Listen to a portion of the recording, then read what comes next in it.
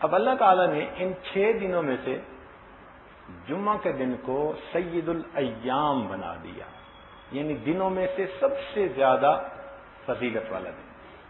آپ دیکھیں اللہ تعالیٰ کی نگاہ ناز جس پر پڑ گئی اس کو فضیلت ملی۔ جیسے انبیاء میں سے تلک الرسل فضلنا بعضهم علی بعض، تو جس چیز پر نگاہ ناز پڑی اس کو فضیلت ملی۔ مکہ مکرمہ پر پڑ گئی تو اس کو سید البلاد بنا دیا۔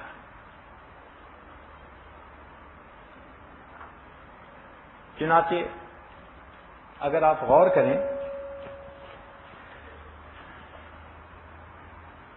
تو اللہ رب العزت نے انبیاء کرام میں سے 4 انبیاء کو زیادہ فضیلت عطا فرمائی۔ سیدنا ابراہیم علیہ السلام خلیل اللہ، سیدنا موسیٰ علیہ السلام کلیم اللہ، سیدنا عیسیٰ علیہ السلام روح اللہ، اور سیدنا رسول اللہ صلی اللہ علیہ وسلم محمد الرسول اللہ۔ اسی طرح فرشتوں میں سے بھی 4 فرشتوں کو فضیلت عطا فرمائی، جبرائیل علیہ السلام، اسرافیل علیہ السلام، اسرائیل علیہ السلام اور میکائیل علیہ السلام۔ اور اسی طرح اللہ تعالیٰ نے صحابہ کرام میں سے 4 حضرات کو خلفائے راشدین کی سعادت عطا بننے کی سعادت عطا فرمائی۔ اور آگے چلیے، اس دنیا میں بہت مجتہدین تشریف لائے، مگر ان میں سے 4 ائمہ کو اللہ رب العزت نے قبولیت عطا فرمائی۔ اسی طرح حدیث پاک میں آتا ہے کہ اللہ تعالیٰ نے راتوں میں سے 4 راتوں کو فضیلت عطا فرمائی۔ ایک شب برات، دوسری شب قدر، تیسرا شب جمعہ اور چوتھی شب عید، اور 4 دنوں کو فضیلت عطا فرمائی۔ ایک یوم عرفہ عرفات حج کے دن، اور دوسرا یوم الاضحیٰ عید الاضحیٰ کا دن، اور یوم الفطر عید الفطر کا دن، اور یوم الجمعہ یعنی جمعہ کا دن۔ پھر اللہ تعالیٰ نے ان 4 میں سے بھی ایک کو دوسروں پر فضیلت عطا فرمائی۔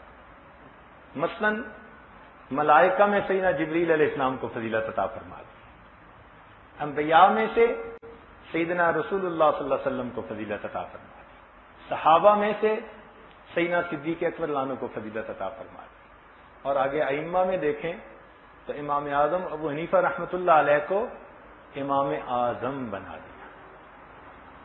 اور اگر آپ دیکھیں دنوں میں سے تو اللہ رب العزت نے یوم الجمعہ کو فضیلت عطا فرما دی۔ یہ دن بہت ہی زیادہ اہمیت کا اور فضیلت کا دن ہے، اس لیے اس کو سید الایام کہا گیا۔ چنانچہ اس کی تاریخ ذرا توجہ سے سنیے کہ اللہ تعالیٰ نے جس دن آدم علیہ السلام کا پتلا بنوایا وہ جمعہ کا دن، جس دن اس میں روح ڈالی گئی وہ جمعہ کا دن، جس دن آدم علیہ السلام کو سجدہ کروایا فرشتوں سے وہ جمعہ کا دن، اور پھر جس دن ان کو زمین پر اتارا گیا وہ بھی جمعہ کا دن۔ یہ زمین پر اترنا بھی ایک فضیلت ہے۔ کیوں؟ اگر زمین پر تشریف نہ لاتے تو سیدنا رسول اللہ صلی اللہ علیہ وسلم کے امتی بننے کا ہمیں شرف کہاں نصیب ہوتا۔ پھر نوح علیہ السلام کی کشتی جو کنارے لگی وہ بھی جمعہ کا دن، سیدنا ابراہیم علیہ السلام آگ سے نکالے گئے وہ بھی جمعہ کا دن، سیدنا ابراہیم علیہ السلام نے بیت اللہ کی بنیاد رکھی، یعنی جو پہلے سے بنا ہوا تھا اسی پر نئی تعمیر شروع کی وہ بھی جمعہ کا دن، اور اسماعیل علیہ السلام نے اپنے آپ کو قربانی کے لیے پیش کیا، مہینہ ذی الحجہ کا مگر دن جمعہ کا۔ حضرت یوسف علیہ السلام کو کنویں سے نکالا گیا تو وہ بھی جمعہ کا دن، مکہ مکرمہ جس دن فتح ہوا تو وہ بھی جمعہ کا دن، اور اسلام کا پہلا غزوہ بدر جو ہوا تو وہ بھی۔ تو اس جمعہ کے دن کو اللہ رب العزت نے بہت فضیلت دی۔ اس کو جمعہ کیوں کہتے ہیں؟ جمعہ کا لفظ اجتماع سے ہے، کیونکہ اس میں مسلمان ایک جگہ پر مجتمع ہوتے ہیں، اپنے محلوں کی مسجدوں سے آگے آ کر بڑی مسجد میں جمعہ کی جو ہے نا وہ پڑھنے کے لیے اکٹھے ہو جاتے ہیں، اور اس میں ایک امام خطبہ دیتا ہے اور مقتدی اس خطبہ کو سنتے ہیں۔ اس خطبہ کی اللہ رب العزت کے ہاں بڑی اہمیت ہے، اسی لیے خطبے میں کہا گیا کہ تم خطیب کی طرف متوجہ ہو کر بیٹھو اور اس کی بات کو دل کے کانوں سے سنو۔ دیکھیے نماز میں قیام کے دوران سجدے کی جگہ پر نظر رکھنے کا حکم، رکوع میں دونوں انگوٹھوں کے درمیان نظر رکھنے کا حکم، التحیات میں اپنے دامن پہ نظر رکھنے کا حکم، اسی طرح خطبے کے وقت خطیب کے چہرے پہ نظر رکھنے کا حکم۔ کچھ نعمتیں ایسی بھی ہوتی ہیں جو کسی کو دیکھنے سے مل جاتی ہیں۔ اس امت کے جو اکابرین گزرے ان کی کیا کیفیت تھی؟ الذین اذا رؤوا ذکر اللہ، ان کے چہروں کو دیکھا جاتا تھا اللہ یاد آ جاتا تھا۔ اسی لیے اللہ تعالیٰ نے دو چیزوں سے نگاہیں ہٹانے کا حکم دیا اور ایک چیز پہ نگاہ جمانے کا حکم دیا۔ کن چیزوں سے نگاہ ہٹانے کا حکم دیا؟ ایک مال سے اور ایک جمال سے۔ فرمایا محبوب یہ جو کافروں کو ہم نے دیا ہے ان کی طرف نگاہ اٹھا کے بھی نہ دیکھیں۔ زینت الحیات الدنیا، یہ تو دنیا کی زینت ہے، مگر آپ ان کی طرف نگاہ بھی نہ اٹھا کے دیکھیں۔ اور دوسرا یہ دنیا کا ظاہری حسن و جمال۔ فرمایا قل للمؤمنین یغضوا من ابصارہم، حسن ظاہر کے متلاشیوں نگاہوں کو نیچے رکھو، اس لیے کہ تم حسن حقیقی کے چاہنے والے بن جاؤ۔ تو دو چیزوں سے نگاہ ہٹانے کا حکم دیا اور ایک پر نگاہ جمانے کا حکم دیا۔ کیا؟ فرمایا وَاصْبِرْ نَفْسَكَ، اپنے آپ کو صبر دے، اپنے آپ کو بٹھا۔ وَاصْبِرْ نَفْسَكَ، اپنے آپ کو نکھی رکھ، مع الذین، ان لوگوں کے ساتھ، یدعون ربهم بالغداۃ والعشی یریدون وجہہ ولا تعد عیناک عنہم، تیری نگاہ ان کے چہروں سے ہٹنے نہ پائے، اور اگر ایسا ہوا ترید زینت الحیات الدنیا۔ چنانچہ خطبے میں خطیب جو نصیحت کی باتیں کرتا ہے یہ اللہ رب العزت کو اتنی اچھی لگیں کہ اللہ رب العزت نے اپنا حق معاف فرما دیا۔ ظہر میں کتنی نماز پڑھتے ہیں؟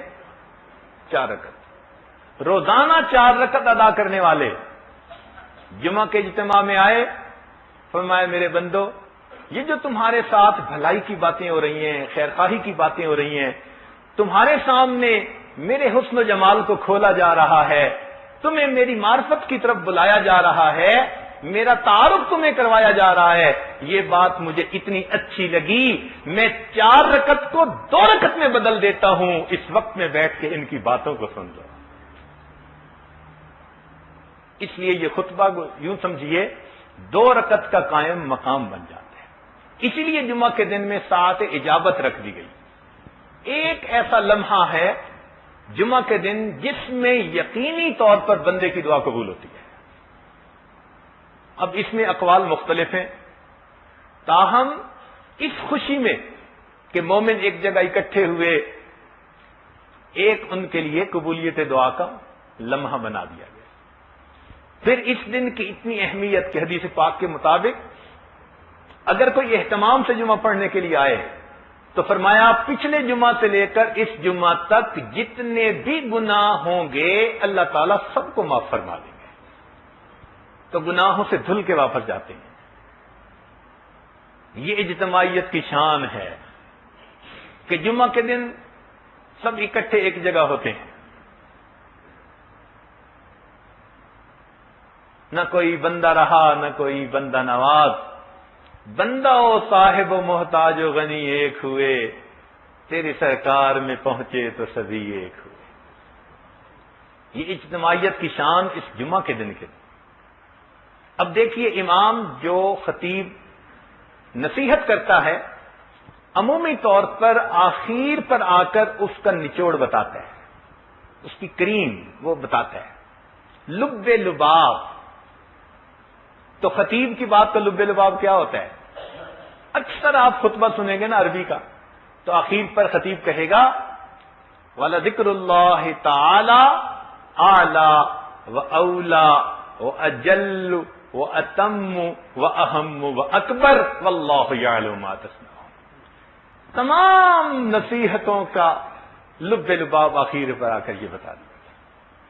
اس لیے وقت سے پہلے جمعہ کے دن آنا اور خطیب کی بات کو توجہ کے ساتھ سننا یہ بہت زیادہ باعث اجر بھی ہے اور اللہ کے ہاں قبولیت کا سبب بھی ہے.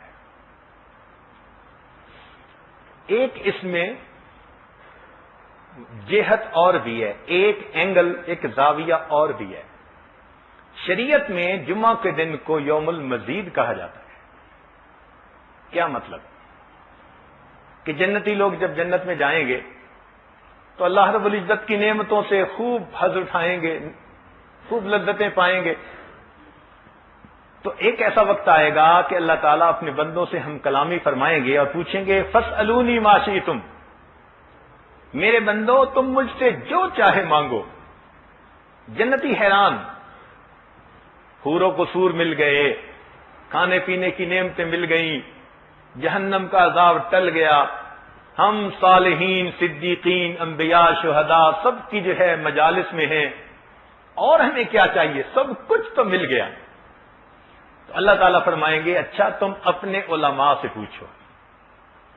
چنانچہ یوں سمجھیں کہ لوگ جہاں جمعہ پڑھتے ہوں گے اپنے اپنے علاقے کے ان علماء کی طرف رجوع کریں گے. ذرا غور کیجئے، علماء کی ضرورت فقط دنیا ہی میں نہیں، علماء کی ضرورت ہمیں جنت میں بھی پڑے گی. آج لوگ پوچھتے ہیں جی یہ مدرسے میں پڑھتے ہیں تو کس کام کے؟ ان کے بغیر تو جنت میں بھی گزارا نہیں ہمارا. چنانچہ پوچھیں گے لوگ تو علماء ان کو سمجھائیں گے کہ ہاں سب نعمتیں مل گئیں مگر ایک نعمت ابھی باقی ہے. ان نعمتوں میں اتنا جنتی انجوائے کر رہے ہوں گے، خوشی میں ہوں گے کہ ان کو کچھ یاد ہی نہیں رہے گا. تو وہ پوچھیں گے کون سی نعمت؟ اور تو علماء کہیں گے کہ اللہ تعالیٰ نے وعدہ فرمایا تھا وَلَدَيْنَا مزید، کہ ہم جنت میں تمہیں مزید بھی نعمت عطا فرمائیں گے. اور مزید سے مراد اللہ رب العزت کا دیدار. تو وہ کہیں گے ابھی اللہ تعالیٰ کا دیدار تو نہیں ہوا، لہذا ہمیں چاہیے کہ ہم اللہ تعالیٰ سے یہ دعا کریں کہ اللہ ہمیں اپنا دیدار عطا فرمائیے. اس وقت پھر سب جنتی اس بات کو ریئلائز کریں گے، محسوس کریں گے، کہیں گے ہاں ہمیں تو اللہ کا دیدار چاہیے. بھئی گھر ہو، مکان ہو، آسائشیں ہوں، سہولتیں ہوں اور مکی نہ ہو تو مکان کا کیا مزہ؟ محبوب نہ ہو تو انسان کو مزہ ہی نہیں آتا. تو جنت میں جو کچھ بھی نعمتیں مل گئیں مگر ابھی محبوب حقیقی کا دیدار تو نصیب نہیں ہوا. تو پھر جنتی اللہ تعالیٰ کے سامنے عرض کریں گے کہ اے اللہ ہمیں اپنا دیدار کروا دیجیے. زبان حال میں گویا یوں کہیں گے اللہ ساری زندگی تجھے بن دیکھے سجدے کرتے رہے، اے اللہ بن دیکھے تیرے سامنے رکوع میں جھکتے رہے، اے اللہ بن دیکھے ہم راتوں کو تہجد میں اٹھ کے تیرے سامنے دامن پھیلاتے رہے. اے اللہ تیرے نام پر ہم نے مال قربان کیا، ہم نے اپنی جانیں قربان کی، ہم نے اپنے بچوں کو قربان اور شہید ہوتے دنیا میں دیکھا. اے اللہ ہر طرف سے ہم ہٹ کٹ چکے تھے، تیرے نام کے سہارے دنیا میں جیا کرتے تھے، تیری یاد ہی تو ہماری زندگی کے مقصود اور مطلوب تھے. اے اللہ اب اپنا دیدار کروا دیجیے. دنیا میں بھی بندہ چاہتا ہے نا کبھی اے حقیقت منتظر نظر آ لباس مجاز میں کہ ہزاروں سجدے تڑپ رہے ہیں میری جبین نیاز میں. تو دل تو چاہتا ہے نا کہ محبوب حقیقی سامنے ہو تو عبادت کا پھر مزہ ہے. تو اس دن پھر جنتی مطالبہ کریں گے اے اللہ، اے محبوب حقیقی، اب آپ نے اپنے گھر میں خوش ہو کے بلا تو لیا، تو محبوب جب پاس بلاتا ہے تو دیدار ضرور کرواتا ہے۔ اے اللہ، رسم دنیا بھی ہے، وعدہ بھی ہے، دستور بھی ہے، اب اپنا دیدار کروا دیجیے میرے مولا، اب ہم سے برداشت نہیں ہوتا، اب انتظار نہیں کر سکتے۔ دنیا میں بھی تو یہی ایک نعمت تھی کہ جس کا ہم دل میں حسرت لیے پھرتے تھے، آئے عشاق گئے وعدہ فردا لے کر۔ وہ وعدہ فردا کیا تھا؟ اللہ تعالیٰ کے دیدار کا وعدہ۔ تو اس وقت جنتی عرض کریں گے کہ اللہ ہمیں اپنا دیدار عطا فرما دیجئے۔ چنانچہ اللہ رب العزت ان کو فرمائیں گے اچھا تیاری کرو۔ چنانچہ ایک بازار لگے گا جس میں جنتیوں کو من پسند کا حسن و جمال ملے گا۔ دنیا میں شادی کی تقریب کے لیے تیاری، فلاں تقریب کے لیے تیاری، یہ اللہ رب العزت کا دربار لگے گا، اس کے لیے بھی تیاری۔ چنانچہ جنتی لوگ جائیں گے، اپنی من پسند کا حسن پائیں گے، پوشاکیں ہوں گی، لباس ہوں گے، بہرحال پھر ایک جگہ ہوگی نہر کے کنارے جہاں کرسیاں لگیں گی، پہلے انبیاء کرام، پھر صدیقین، پھر شہداء، پھر صالحین، سب لوگ ہوں گے۔ اس محفل کی تفصیل تو بہت ہے، حتیٰ کہ حضرت داؤد علیہ السلام پھر اپنی اس آواز سے کہ جس کو سن کر پرندے بھی رک جایا کرتے تھے، پانی تھم جاتا تھا، اس آواز سے اللہ کا کلام سنائیں گے، سب جنتی سنیں گے۔ پھر اس وقت فرشتوں کو بھیجا جائے گا کہ جاؤ ان کو شراب طہور پلاؤ، تو جنتی مشروبات بھی پی رہے ہوں گے اور اس آواز کو بھی سن رہے ہوں گے۔ اللہ اکبر۔ پھر ایک ایسا وقت آئے گا کہ اللہ رب العزت خود سورہ یاسین کی تلاوت فرمائیں گے، پتہ نہیں کیا کیفیت ہوگی اس وقت۔ اللہ اکبر۔ پھر ایک وقت آئے گا جب اللہ تعالیٰ ان کو اپنا دیدار کروائیں گے۔ کیسا دیدار ہوگا؟ صحابہ کرام نے پوچھا اللہ کے نبی صلی اللہ علیہ وسلم سب لوگ دیکھیں گے؟ فرمایا ہاں، چاند کو جیسے سب دنیا کے لوگ دیکھتے ہیں اسی طرح سب دیدار کریں گے، مگر وہ دیدار بے جہت، بے کیف، بے شبو، بے مثال، وہ عجیب دیدار ہوگا، مگر ان کو اس یعنی کیفیت محسوس ہوگی کہ گویا ہم اللہ رب العزت کی تجلیات کا دیدار کر رہے ہیں۔ کرسی لائی جائے گی، وسع کرسی السماوات والارض، اس پر اللہ تعالیٰ تجلیات کو نازل فرمائیں گے، اور وہ دیدار ہوگا، اس کی کیفیت کو الفاظ میں تو بیان نہیں کر سکتے۔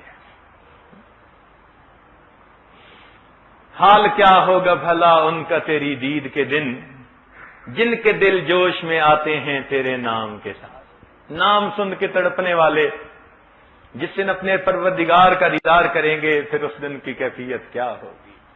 وہ عجیب کیفیت ہوگی، اور وہی مقصود ہے ان تمام عبادات کا۔ اس لیے اللہ تعالیٰ نے اپنی اس جلوہ گاہ کی طرف بلایا کہ میرے بندو سارعوا الی مغفرۃ من ربکم وجنۃ ارضھا السماوات والارض۔ وہ جو جنت کی طرف بلایا تو حقیقت میں محبوب نے اپنے وصل، اپنی ملاقات کے لیے بلایا ہے، آؤ ہماری جلوہ گاہ کی طرف، ورنہ جنت کی نعمتیں تو معمولی چیزیں ہیں، کوئی حیثیت نہیں رکھتی، اصل چیز تو وہ ہے۔ تو جب وہ دیدار نصیب ہوگا تو پھر جنتیوں کی کیفیت ہی کچھ اور ہوگی۔ اب یہاں پر ایک نقطے کی بات سمجھ لیجئے، وہ یہ کہ دنیا میں جو کچھ ہے یہ آخرت کا نمونہ ہے۔ گو کے کیف کے اعتبار سے وہ نعمتیں بہت اعلیٰ ہوں گی، کوئی نسبت ہی نہیں ہے اس کو ان کے ساتھ۔ مثلا دنیا کے مقام اینٹ گارے سے بنے، آخرت کے مقام سونے چاندی کے بنے ہوں گے، اور مشک اور عنبر اور کستوری کے ساتھ ان کا سیمنٹ بنا ہوگا، اور ایک سرخ یاقوت سے مکان بنا ہوا ہوگا بغیر جوڑ کے، ایسے مکان ہوں گے۔ ہر مکان کا ڈیزائن روزانہ بدلا کرے گا کہ جنتی کی طبیعت نہ اکتا سکے یکسانیت سے۔ یہاں بھی عورتیں ہیں مگر جنت میں بھی حوریں ہوں گی۔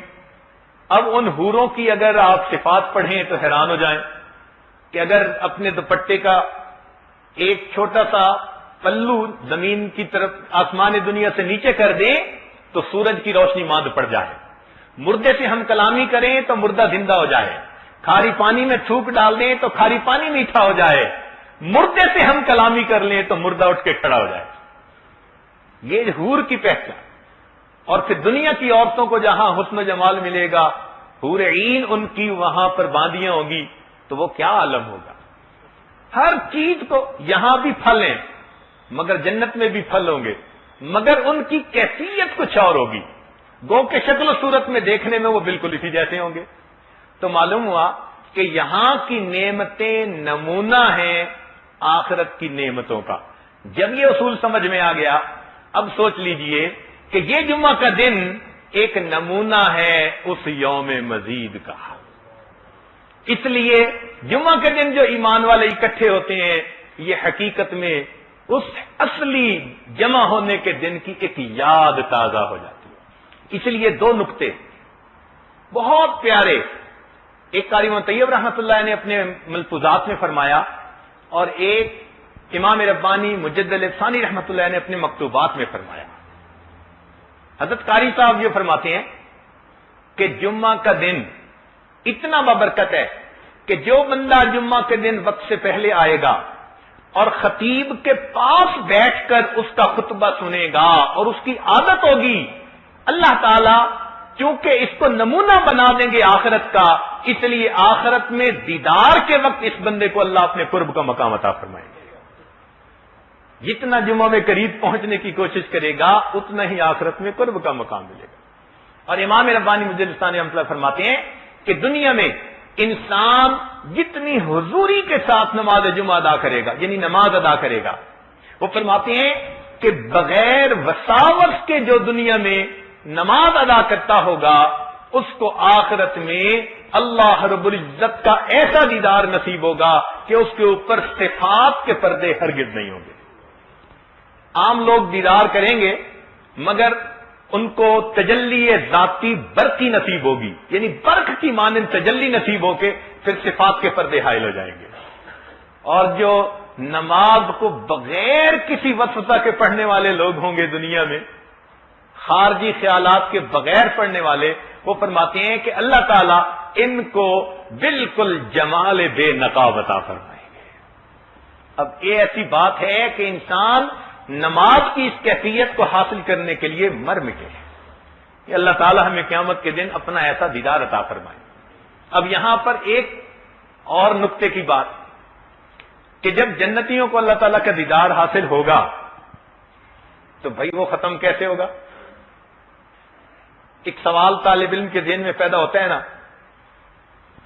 چاہنے والے محبوب حقیقی کا دیدار کریں، حسن بے مثال کا دیدار کریں، تو بھائی وہ دیدار کی گھڑی ختم کیسے ہو جائے گی؟ اس لیے کہ اگر دیدار کروایا جائے اور کرنے والے پیچھے ہٹ جائیں تو یہ ان کے لیے باعث ملامت ہے کہ محبوب سامنے اور دیدار کرنے والے خود پیچھے ہٹ جائیں. ارے اس سے تو وہ ایک مکھی بھی اچھی کہ جس کو ہٹاؤ بھی تو وہ حلوائی کی دکان سے پیچھے نہیں ہٹتی. کہتے ہیں نا مولانا کہ مگس ہرگز نخواہد رفت از دکان حلوائی، حلوائی کی دکان سے تو مکھی بھی پیچھے نہیں ہٹتی، مرنا پسند کر لیتی ہے، پیچھے ہٹنا پسند نہیں کرتی. تو پھر مومن تو مگس سے بہت اعلیٰ، یہ کیسے اپنے مالک حقیقی کے دیدار سے پیچھے ہٹ جائیں گے؟ مومن پیچھے ہٹے تو باعث ملامت بنتا ہے، اور اگر کہیں کہ اللہ تعالیٰ دیدار ختم کر دے تو یہاں شبہ بخالت ہوتا ہے. وہ ذات تو بخیل نہیں ہے، وہ تو اس سے مبرہ اور یعنی اعلیٰ ہے، تو ان کے ہاں کمی تو نہیں نا، تو انہوں نے کیوں پیچھے ہٹا دیا؟ اب دونوں باتیں سمجھ میں نہیں آتی. وہ خود دیدار بند کروا دیں تو اس میں بخالت کا شبہ دل میں آتا ہے، حالانکہ وہ تو سخی ہیں، وہ تو نہیں کسی مانگنے والے کو پیچھے ہٹاتے. اور اگر مومن خود پیچھے ہٹے تو یہ باعث ملامت ہے اس کے لیے کہ حسن حقیقی سامنے ہے اور یہ پیچھے ہٹ جائے تو پھر یہ دیدار ہوگا تو پھر ختم کیسے ہوگا؟ تو محققین مشائخ نے اس میں تطبیق یوں دی، وہ فرماتے ہیں کہ قیامت کے دن دیدار تو ہوگا جب تک اللہ چاہیں گے، لیکن جب جمال کا دیدار ہوگا، جمالی تجلیات ہوں گی، تو سب اس کی طرف متوجہ رہیں گے، اور جب اللہ تعالی کی مشیت سے جلالی تجلیات ہوں گی تو اب خود ادھر سے ہٹ کے جنت میں مشغول ہو جائیں گے۔ تو جمالی تجلیات سے متوجہ ہو جائیں گے، اور یہ جمالی تجلیات کب پڑیں گی؟ جمعہ کے دن پڑیں گی۔ جیسے یہاں 6 دن کے بعد جمعہ آتا ہے نا، 7ویں دن، ایسے ہی جنت میں وقت کا تعین تو ہوگا اپنے انداز سے، مگر جنتی اس دن کے منتظر رہیں گے کہ ہمیں اللہ رب العزت کا دیدار ہوگا۔ اس لیے ہمیں چاہیے نوجوان بالخصوص کہ جمعہ کے دن کا انتظار رکھا کریں، جمعہ کے خطبہ کے لیے وقت سے پہلے آیا کریں۔ یہ جو عادت بن گئی ہے نا کہ جی دوسری اذان کے وقت جانا ہے، اس سے سمجھ لیں کہ اس کا اثر یوم مزید کی مجلس پر پڑے گا، اور کیا ہم اس بات کو پسند کریں گے کہ اس دن ہمیں پیچھے آنے والوں میں شمار کر لیا جائے؟ اللہ تعالی ہمیں جمعہ کے دن کی قدر کرنے کی اور اس دن آنے کی توفیق عطا فرمائے۔ اب آخری ایک بات کہ یہود کو یوم السبت دیا گیا، انہوں نے یوم السبت کی بے قدری کی، نتیجہ کیا نکلا؟ اللہ نے دنیا میں ان کی شکلوں کو مسخ کر دیا۔ یاد رکھنا، جو انسان جمعہ کے دن کی بے قدری کرتا ہے، اللہ باطنی طور پر ان کی شکلوں کو مسخ کر دیتا ہے، اور آپ اس کے اثرات دیکھتے ہیں ان لوگوں کے چہروں پر جو جمعہ کے تارک ہوا کرتے ہیں۔ اللہ تعالی ہمیں اس دن کی عزت کرنے کی، عظمت کو دل میں رکھنے کی توفیق عطا فرمائے۔ وآخر دعوانا ان الحمد للہ رب العالمین۔ لا الہ الا اللہ، لا الہ